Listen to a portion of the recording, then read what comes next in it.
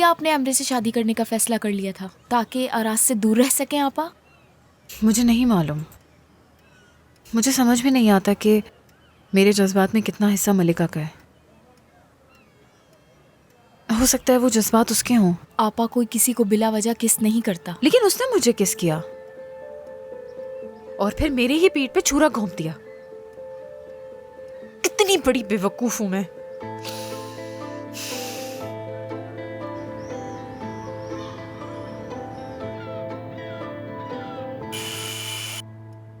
मैं देख कर आती हूँ।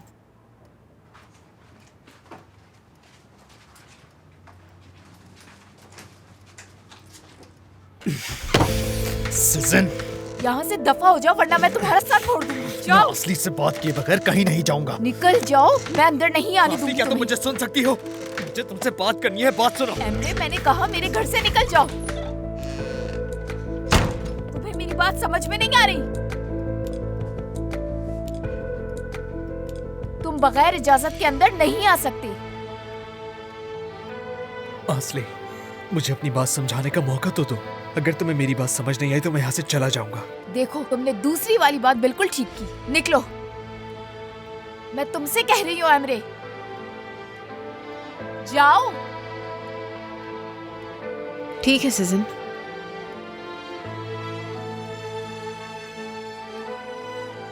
हमें अकेले बात करने दो थोड़ी देर। मैं आधे घंटे में आ रही हूँ, तुम मुझे यहाँ ना दिखो।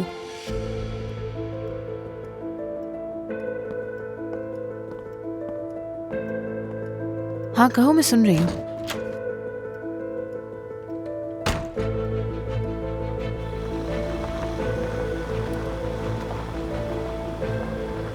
जहेज देने के चक्कर में तुम्हारा दिवालिया हो जाएगा हुलिया, ये बात याद रखना।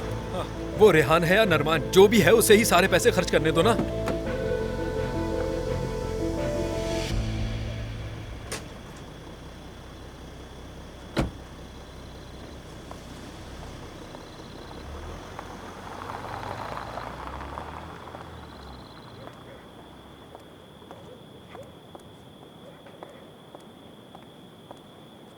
सलाम, कैसी हैं आप?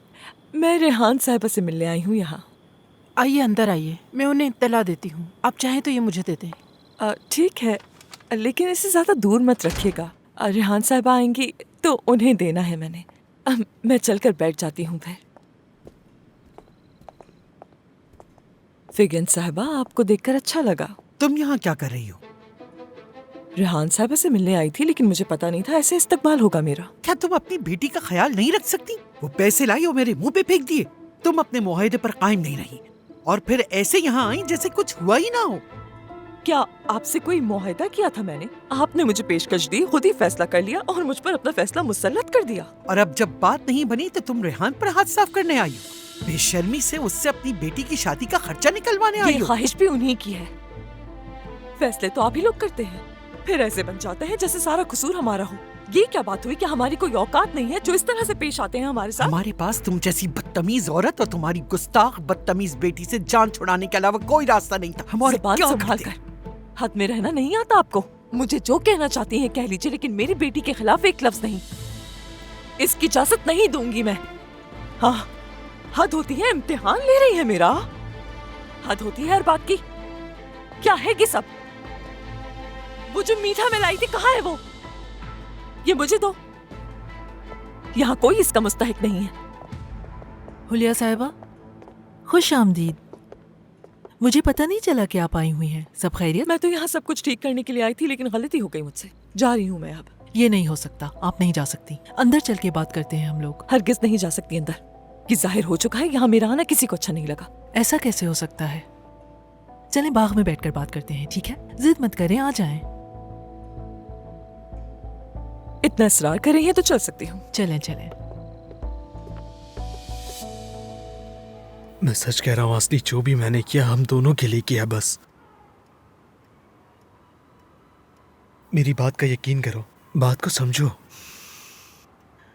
तुमने उसके साथ सौदा किया एमरे, और तुमने मुझे उसके लिए इस्तेमाल किया। देखो मेरी बात को समझो तो। अगर तुम्हें नहीं सुनना तो मैं चला जाता हूँ। ठीक है, समझाओ। क्या समझाने वाले हो? जब आरास मेरे पास आया था हम दोनों अलग हो चुके थे। उसने मुझसे कहा असली को ले जाओ। मैंने उसे कहा वो मुझे माफ नहीं करेगी। उसने मुझसे कहा कि मैं तुम्हारी मदद करूंगा। मैं बहुत ज्यादा मजबूर हो गया था असली, मेरी बात का यकीन करो तुम। मैंने तुम्हारी खातिर उसकी मदद कबूल कर ली ताकि तुम्हारे साथ रह सकूं। जब मैंने तुम्हें हाँ कहा था तो तब तुमने मुझे क्यों नहीं बताया? क्योंकि तुम डेनमार्क के ख्याल से बहुत खुश थी। तुम हमेशा ही वहां जाने की बात करती थी। मैं बिल्कुल नहीं चाहता था कि तुम मेरी वजह से मायूस हो जाओ। एमरे, तुम उसके घर जाकर उसके सामने गिड़गिड़ा रहे थे। तुमने उससे कहा अपना वादा पूरा करो। उसका मेरी मायूसी से कोई ताल्लुक नहीं है, ये अलग बात है। मैं सही वक्त का इंतजार कर रहा था। मैं तुम्हें सब कुछ सच बताने वाला था, निकलने से पहले भी बता देता, लेकिन आरास ने मुझे वक्त ही नहीं दिया। क्या उसने इतनी जल्दी जाने पर जोर दिया था? हाँ, ऐसा ही हुआ था। मैंने उसे कहा कि मैं असली को सब बताना चाहता हूँ, लेकिन जब मैंने ये कहा तो उसने मुझे धमकी दी कि वो सब कैंसिल कर देगा। तो वो मुझसे इतनी शिद्दत से जान छुड़ाना चाहता था?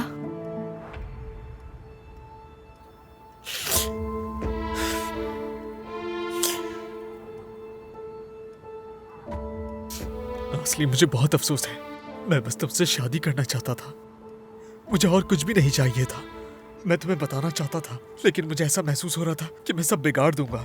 मैंने जो भी किया मैं उसके लिए शर्मिंदा हूँ। मुझे बस माफ कर दो। जब मैं तुम्हें वापस पा चुका हूँ तो अब मैं तुम्हें दोबारा नहीं खोना चाहता। मैं तुमसे दूर नहीं रह सकता। मुझे माफ कर दो असली। मुझे डेनमार्क की कोई भी परवाह नहीं है। मैं बस तुमसे शादी करके तुम्हारे साथ रहना चाहता हूँ। अगर तुम चाहो तो